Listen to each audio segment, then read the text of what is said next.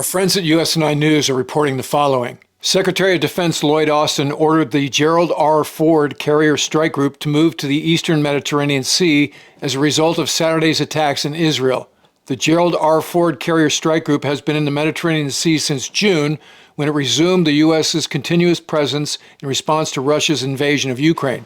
As of October 2nd, the Carrier Strike Group, which includes aircraft carrier USS Gerald R. Ford, Ticonderoga-class guided missile cruiser USS Normandy, and Arleigh Burke-class guided missile destroyers USS Thomas Hudner, USS Ramage, USS Carney, and USS Roosevelt, were operating in the Mediterranean near Italy, according to the USNI News tracker. In addition to repositioning the strike group, Austin also plans to increase Air Force squadrons of F-35 Joint Strike Fighters, F-15s, F-16s, and A-10 tactical aircraft in the region, according to the Secretary's statement. Now, in that statement, the Secretary of Defense did not indicate where those Air Force assets will be based, but we can assume it'll be the NATO base at Incirlik, Turkey. The Ford Strike Group is currently assigned to the U.S. Navy's 6th Fleet Area of Operations, which covers the entire Mediterranean Sea.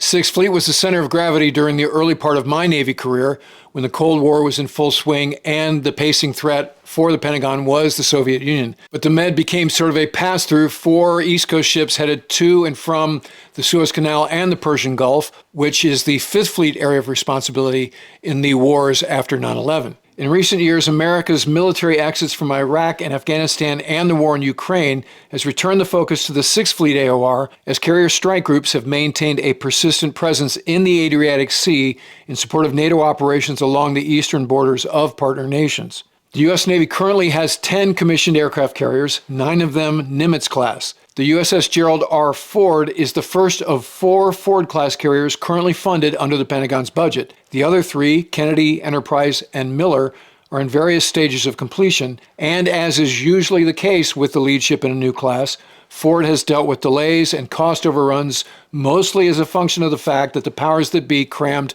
23 new technologies on it, including improved arresting gear and catapults that use electric impulse instead of steam to launch airplanes. I documented all of those challenges on 2 episodes on the channel, Ford Class Secrets and The Truth About What $13 Billion Gets You. So if you haven't watched those, check them out. I put the links in the episode description for ready reference. I also recently spoke to Rear Admiral Doug Verissimo, the commander of U.S. Naval Air Force's Atlantic, and asked him how Ford was doing on her first full-length deployment.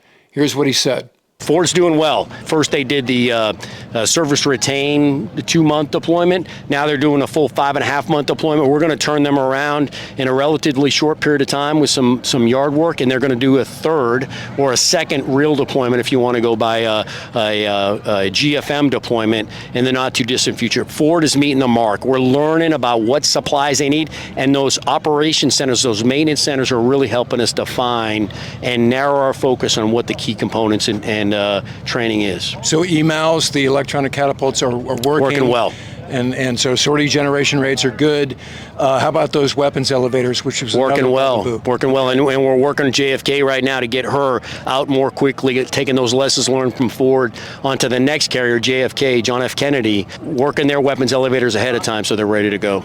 Carrier Air Wing 8 is attached to Ford and consists of 4 fighter squadrons, 3 single-seat Super Hornet squadrons, and 1 2-seat Super Hornet squadron, an advanced early warning squadron, an electronic attack squadron, a carrier onboard delivery squadron, and 2 helicopter squadrons. It's important to note at this point that the Ford Strike Group's transit to the eastern Mediterranean isn't to assist the IDF in its ongoing campaign against Hamas and other emerging terrorist threats in the West Bank and southern Lebanon. Ford and the other American warships are there simply to provide what we call presence, designed to calm tensions and keep the war from spreading beyond the current borders that are involved.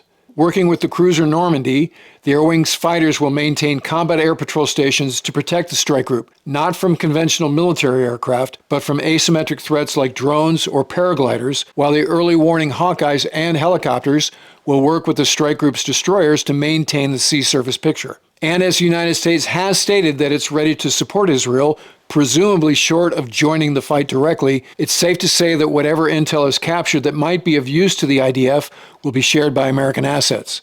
And to some, U.S. Navy ships moving into the region during hostility conjures up the specter of the USS Liberty incident, where on the 8th of June in 1967, during the Six-Day War between Israel and Egypt, the American intelligence ship was attacked by Israeli aircraft and torpedo boats, resulting in the death of 34 members of the crew. Israel claimed the attack was a case of mistaken identity, in spite of the fact that Liberty was clearly flying an American flag. But the current situation is different in that in 1967, the U.S. went to great lengths to ensure its neutrality with respect to the Six-Day War, something that angered the Israelis at the time, and as some historians have claimed, led them to believe that Liberty was providing intel to Egypt. Ford's arrival in the area is with extensive coordination between America and Israel, and again, in the wake of the United States' stated support of Israel against Hamas. Meanwhile, Hamas missile, mortar, and rocket attacks on Israeli cities persist as the Israeli Air Force continues to strike Hamas targets in Gaza. The death toll, adding up total casualties on both sides, has surpassed 1,600, 900 Israelis, 710 Palestinians, and 11 Americans. An estimated 100 hostages are still being held by Hamas, and among them are reportedly also some Americans. Israel has called up 300,000 reservists, and it's not clear whether they intend to use them to continue to shore up defenses or to mount a ground assault against Hamas. Israeli Prime Minister Netanyahu has stated that Israel's war against Hamas is, quote, just beginning, end quote. More on this volatile situation as the information becomes available. So if you're not already a subscriber, become one so you don't miss anything going forward. And if you'd like to help support the channel, please consider using the super thanks, the heart icon below, or become a patron at patreon.com/wardcarroll. And in the meantime, I look forward to talking to you again very soon.